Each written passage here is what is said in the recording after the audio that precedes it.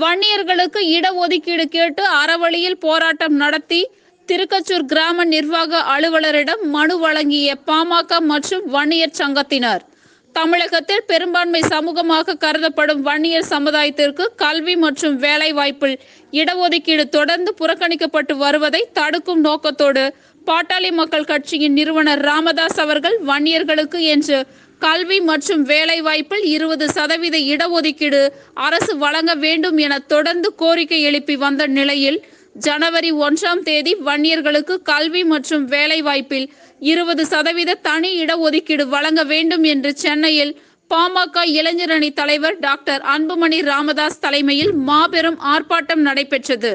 அதனைத் தொடர்ந்து 2ஆம் கட்டமாக ஜனவரி 14ஆம் தேதி தமிழகம் முழுவதும் அனைத்து கிராம நிர்வாக அலுவலர்களும் பாமக மற்றும் வன்னியர் சங்கத்தின் சார்பாக வன்னியர்களுக்கு கல்வி மற்றும் வேலை வாய்ப்பில் 20% இடஒதுக்கீடு வழங்க வேண்டி அறவழி போராட்டத்தை பாமக நிறுவனர் ராமதாஸ் அறிவித்தார்.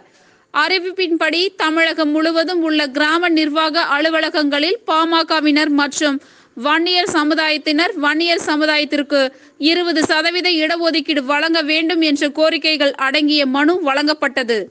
அதன் ஒரு பகுதியாக செங்கல்பட்டு மாவட்டம் மறைமலை நகரில் நகராட்சிக்கு உட்பட்ட திருக்கச்சூர் பகுதியில் முன்னாள் நகர்மன்ற தலைவர் சசிகலா அவர்களின் தலைமையில் ஏராளமான பாட்டாளி மக்கள் கட்சியின் நிர்வாகிகள் மற்றும் வன்னியர் சங்க நிர்வாகிகள் கலந்து கொண்டு சிவன் கோவிலில் இருந்து ஊர்வலமாக சென்று கிராம நிர்வாக அலுவலகத்தின் முன்பாக தமிழகத்தின் ஆதி பெரும்பான்மையாக இருக்கும் வன்னிய சமுதாயத்திற்கு கல்வி மற்றும் வேலை வாய்ப்புகளில் தொடர்ந்து இடஒதுக்கீடு வழங்கப்படாமல் இருக்கும் அரசை கண்டித்தும் கண்டன முழக்கங்கள் எழுப்பப்பட்டது.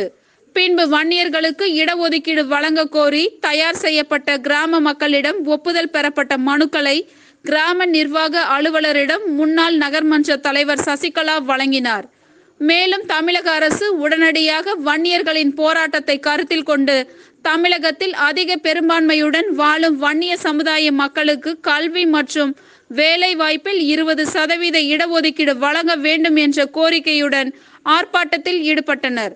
இந்த நிகழ்ச்சியில் பாமக முன்னாள் சட்டமன்ற உறுப்பினர் திருக்கச்சூர் ஆறுமுகம் மற்றும் முன்னாள் நகரமன்ற தலைவர் சசிகலா ஆறுமுகம் தலைமையில் நகர தலைவர் தணிகாச்சலம், நகர செயலாளர் ஹரி, மாவட்ட பசுமை தாயகம் செயலாளர் செந்தில்நாத், கிளை செயலாளர்கள் ஆனந்த் பாண்டியன், பெருமாள், நகர நிர்வாகிகள் குணா, பாலு, ரமேஷ், மகளிர் அணி சுபாஷினி, கௌரி, வளர்மதி உள்ளிட்ட நகர நிர்வாகிகள் மற்றும் பாட்டாளி மக்கள் கட்சியின் பொறுப்பாளர்கள், மாநில நிர்வாகிகள் என 100க்கும் மேற்பட்டோர் கலந்து கொண்டனர்.